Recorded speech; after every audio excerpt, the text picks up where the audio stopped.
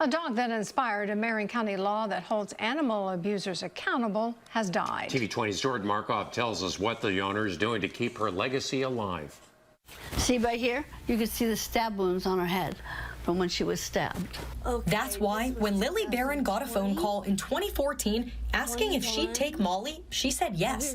But she knew giving Molly a loving home wasn't enough. Myself and a lot of animal advocates got together. We went in front of Marion County commissioners, and we wanted to get an animal abuser registry going, and we did it. Molly was diagnosed with cancer last year and died last Wednesday. Molly's Law went into effect in January of 2017.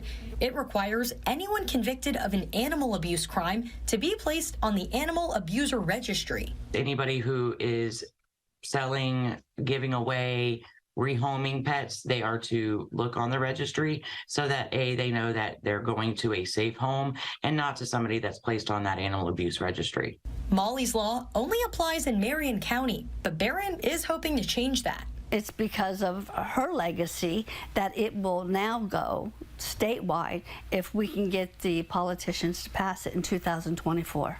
But Barron isn't stopping there. We would like to take it nationwide. So there's no end to this. We're going to keep going. On March 25th, this mobile unit will be at the McPherson Center for Marion County Days. There will be a free microchip clinic with free registration.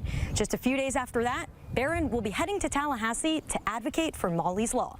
Reporting in Ocala, Jordan Markoff, TV 20 News.